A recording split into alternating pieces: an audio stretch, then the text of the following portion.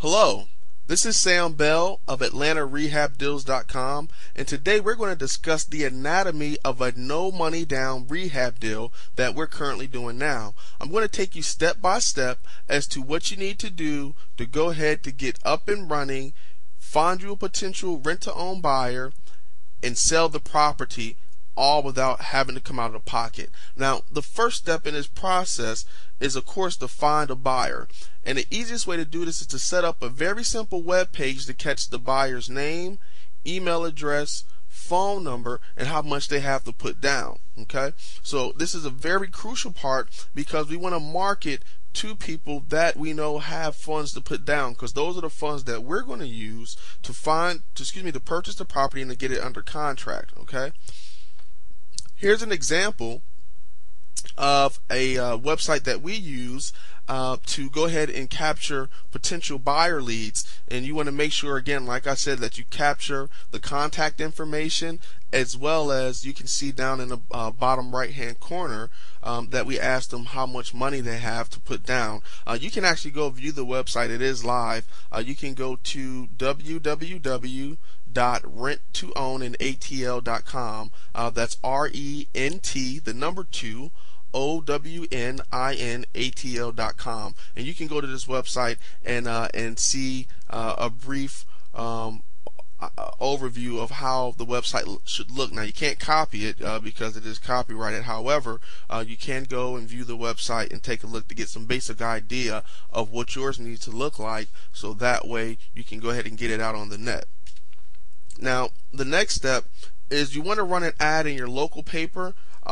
If you live in a huge metropolitan area, that might be a little expensive, so you want to maybe look at some of the other alternative third-party papers, some of the free papers that they have in grocery stores you can do advertising in. The Drifty Nickel is a very popular paper. So based on whatever the circulation is in your local area, in your market, that's where you want to place your ads. And you also want to make sure that you, of course, place ads online using some of the social marketing, social networking techniques that you can find out there on the internet. But you want to post ads in, say, Craigslist, all the free different posting sites that you can to let people know that you have homes that are rent to own. Okay, and an example of the ad you might want to run is 7 rent to own homes, bad credit, okay, move in today, must have a small down payment. And basically what that does is pre-screen your potential rent-to-own buyers, so that way you're going to get people who know that they must have money to put down in order to get into the deal. Okay. Now, step 3 is to go ahead and pre-screen the leads. You want to make sure that you ask pre-qualification questions and make sure that they have an option fee. You want to ask them about their previous rental history. Have they ever owned a home before? Find out if they have not owned a home, how long they've been renting. Ask pertinent information. And of course, like I said, the biggest question is to make sure that they have an option fee and when they're ready to move, and if they're looking to move forward right this second. Now, step 4 of this process is, once you find a tenant buyer and you know that they're a good tenant buyer, they have money to put down, and they're ready to move forward, then what you want to do is start sending them properties. Now, you may say, well, Sam, I don't have any properties to send them to. Well, the great thing is, because of the abundance of foreclosures that are out there, you can go on the MLS, and depending upon what their price range is and how much money they have to put down, is just start sending them to properties that are owned by banks. REO properties are great properties to do these type of deals with, as well as wholesalers. You have a lot of wholesalers out there as well in your local area that are willing to do owner financing, or sometimes some of the wholesalers are the bank or the hard money lender as well. And this particular deal that we've done, we actually purchased this particular property from a local wholesaler here who just so happens to also be a hard money lender. So that's how we were able to send them a list of properties that we know fit the parameters as far as their payments, what they can afford, and how much they had initially to put down to go ahead and get started. So this is a great way. So even if you don't have any properties, this is a way you can go ahead and get started doing that.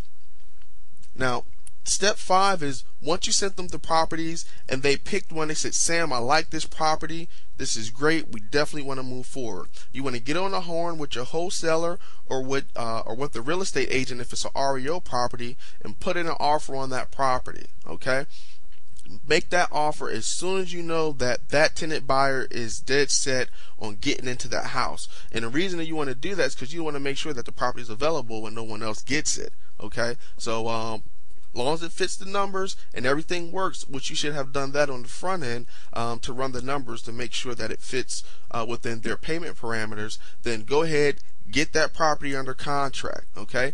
Once you get the property under contract, you're going to collect your funds up front from the potential rent-to-own buyer. Okay? And basically what you're going to be explaining to them is that since they selected this house, of course they know that there's work that needs to be done, and you're going to go ahead and bring this house into a pristine condition. However, before you begin construction, you're going to need first and last month's rent as well as an option fee. And what you're doing here is you're committing them or making them commit to renting the property from you soon as the rehab is done, as well as you're also collecting the option fee up front. And we're going to use those funds to get into the deal as well as to get the construction started for the rehab. So this is how we're able to structure this deal without any out-of-pocket expense whatsoever. I mean, this is great stuff. So let me give you the numbers behind our no money down deal. Now, the option fee that was paid by our tenant buyer was $5,000. They also wrote us a separate check for first and last month's rent. We charged them $800 per month for rent, and they wrote us a check for $1,600. Our purchase price on this property was $36,000. The rehab cost which we received from our contractor was $12,500.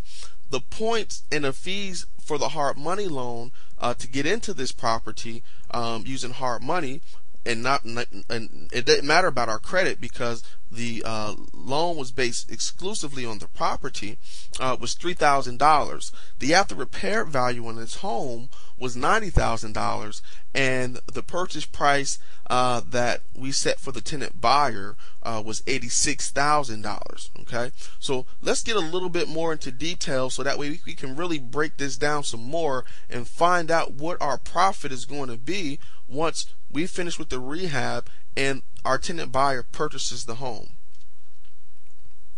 Now, of course, the total upfront money that we received before we started anything on this property was $6,600. That's $5,000 for the option fee, and then another $1,600 that we received for first and last month's rent.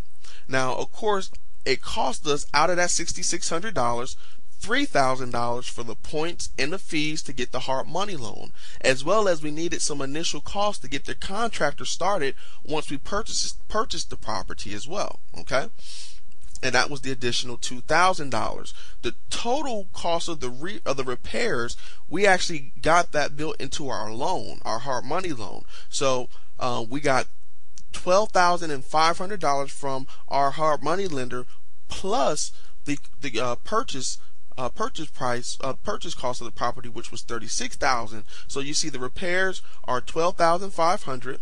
We had $3,000 for the points, plus the purchase price of $36,000, which gave us a total expense amount of $51,500. Okay, now the purchase price of the tenant buyer was $86,000. Plus, they gave us $5,000 up front as an option fee, and that option fee is applied towards the purchase price. So we have to subtract that from the initial $86,000. So we have $86,000 minus $5,000, which gives us a total of $81,000. And we have to subtract our total cost of the purchase price plus the hard money loan as well as the repairs, and that total cost was $51,500. So you subtract $51,500 from $81,000, and our projected profit, not including the rents that we're going to be charging, is $29,500. Again, that was $29,500. All with no money down. we're going to go ahead and go to the next video so that way you can see the actual rehab taking place, and we're going to go ahead and skip over to that now. That's part 2 of our segment. Thanks a lot.